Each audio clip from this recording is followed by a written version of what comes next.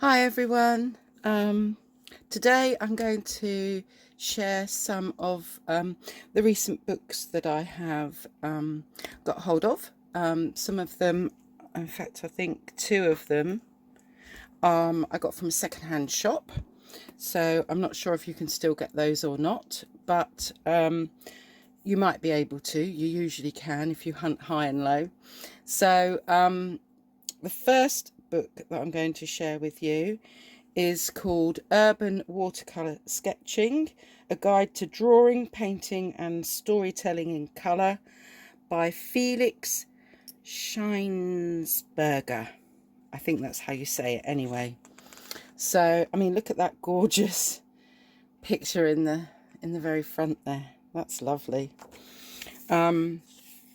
So let's just have a little look and see what topics we have in here. So we've got an introduction to watercolours, gum arabic, pigments, and then it goes into some of those pigments with yellow and orange, red and purple, blues, greens, and introducing colour to sketches. Then it's got first attempts at doing various things like shadows and light, glazing. You've also got things like, what have we got here? Different washes, giving it a go with applying and removing paint, wet on wet. There's a little bit about where do colours come from, and then your own style, developing your own style, some basics and tools, out and about. Because this is urban watercolour sketching, there's a little bit in here about what to do with bad weather, changing perspectives, painting water, air, fog, smoke, and lovely question, what is beauty anyway? Well, I like that phrase, it's in the eye of the beholder. But then we've got some tips and tricks as well. So I'm just going to do a sort of let's get rid of my bookmark, a little flick through. So this is the page that tells us all about gum arabic. We've got, there we go, this is an example of the green of plants and poison, it says. So this is all about greens in your paintings, and the green chlorophyll contained in leaves produces oxygen, making life on earth as we know it possible. Absolutely true. So it talks a little bit about that. Introducing colour into your sketches. Wow. I mean, it's full of these gorgeous urban sketches. Multiple choice. To design is to decide. From dusk till dawn, shadows and light. We've got a bit about glazing here. Look, I'm not doing every page. I'm just flipping through, practicing the glaze. Graded wash techniques. It's a give and take, applying and removing paint. We've got a little bit about where do colours come from. There we go. We've got every colour tells a story. Cool and warm harmonies. Less is more. I struggle with that sometimes. I need to practice that a bit more. What you feel while you paint a picture is far more important than is commonly thought. Yes, I think that's quite true. Make it matter. It's the feeling that you got while looking at a scene. It doesn't have to be a true representation or true colours. A little bit about mixing paints and brushwork. Then we've got a little bit about brushes. We've got a bit about paper. Bad weather and painting outdoors. Isn't that gorgeous? What else have we got here? What is beauty anyway? For me, it wouldn't be a car. but for some it might well be. Smudges and spots. I love that it's kind of taken a lot of things into consideration here, using white masking tape, a hard brush with pig bristles is also suitable for firm removal. So that's about taking off some paint that you are not happy with. Working with coloured paper. We've got special effects, lettering and writing even. Then watercolour illustrations. So how much is a picture worth? As much as someone likes it or is willing to pay for it, I guess. But I don't know if that's what that says.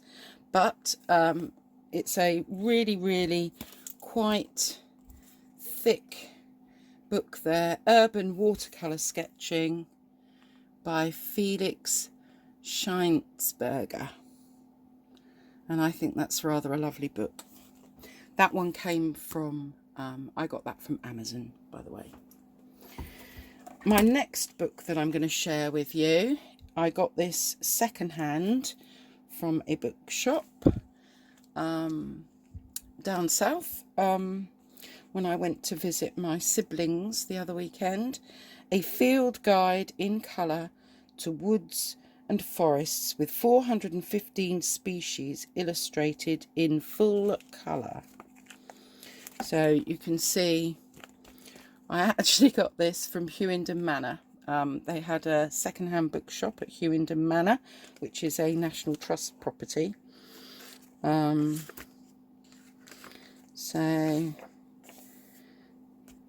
let's have a, oh look at that. There's one of the colour plates. I just thought that this had an awful lot of lovely pictures, and it talks about all the different kinds of forests. But the photographs in here are absolutely lovely when you look at these, and it breaks down all the kinds of vegetation, the kinds of insects and animals that you might come across in each of the different kinds of forests. And we've got some beautiful little botanical pictures here. So I mean, it can be a reference book because it gives you information on each of the pictures that are here, but it's also got, so there's lots of vegetation there.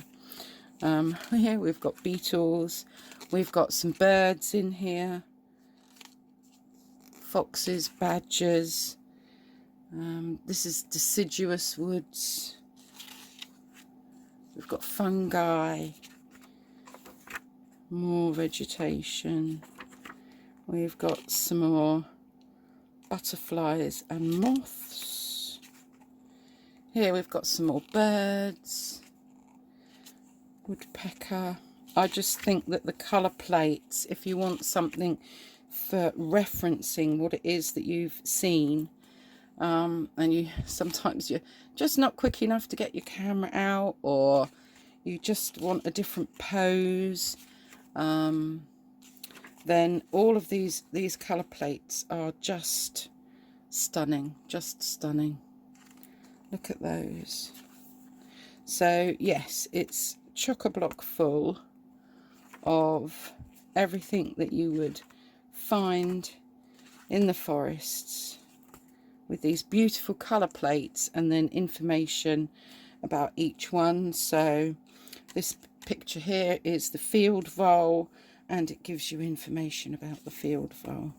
There's some snowy owl, a buzzard. Yeah, and it talks a little bit about all the forests and the upkeep, etc. So I think that for a second-hand book was an absolute gem of a find. If you're into woods and forests, then you might really love that one too. So my next book is Landscape in Ink and Coloured Pencil, because coloured pencils are something that I've only recently started using, but yeah, I'm trying to incorporate them into my watercolours, making them a little bit more mixed media. And I have tried using just coloured pencil on its own. Quick sip of my water. So this book is by Helen Hanson, Landscape in Ink and Coloured Pencil. We've got a really nice picture there. So the contents in this one, we've got materials and equipment, we've got translating the landscape, composition matters, basic techniques, embossing, lifting out, and sgraffito, pen to paper, the importance of integration, a closer look, seeing the whole picture, working on a series, 4 seasonal projects, and the challenge of a large work.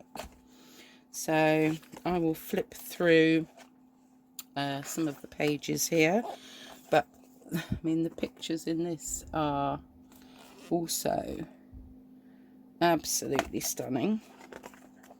That's a little bit about equipment there, mark making, different pencils and the colour wheel.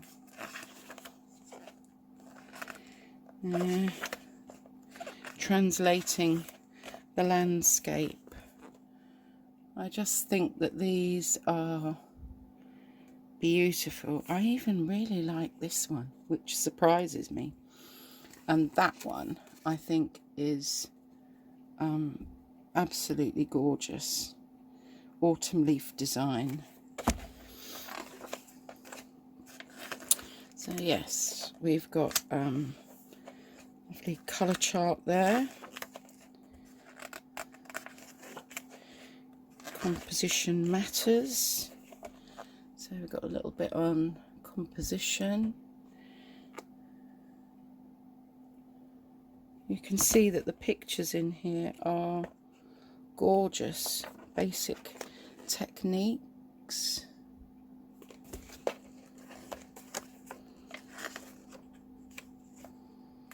Oh, I love that.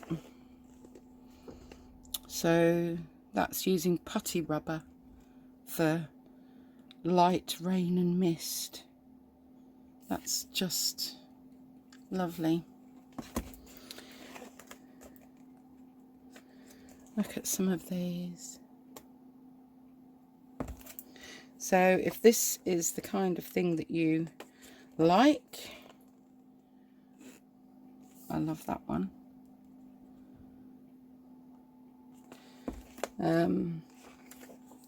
Then you might really like this book too. And I think this is a step-by-step exercise called Summer Waterside, which carries on to the next page, but you do have everything written down in a step-by-step manner to your finished picture. And you've got 4 of those, I think. Oh, I haven't actually read this properly yet, but I love that. Winter Woodlands, that one's called. Oh, there's another project. And another one. So there are several projects in here to have a go at. But I just think that this might be really helpful if you are, like me, starting to incorporate some coloured pencils into your work. So it's by Helen Hanson, Landscape in Ink and Coloured Pencil. And where did I get that one from? I can't remember, but I'm sure you can probably find that on Amazon too. This next one is another second-hand book that I picked up in a little shop when I went to visit my siblings. It's a second-hand bookshop, and this is called Themes and Reflections, Van Gogh's Flowers and Landscapes, Celebrated Subjects of the Great Artists, by Janice Anderson. So this one does tell you a little bit about Vincent van Gogh, or Gough. I'm never sure how you pronounce that really, but what I like is that you have got some of his pen say that again, pen transferred to lithograph with pen and ink. So not just the paintings as such, but yeah, we've got some stunning work here that might not be what we think of with the typical Van Gogh. So you've got lots of his gorgeous paintings in here. You can look at it for inspiration for colour themes. Personally, I'm really liking that one, which is Garden in Bloom, which is an oil on canvas. But it might be that you could do that with coloured pencils or gouache, or, you know, it's worth having a little look and seeing if you can change that. In fact, that one there, I did something quite similar recently. I obviously didn't know about this picture here. But yes, it's really interesting, that this yellow with the blue and a little bit of green. Yeah.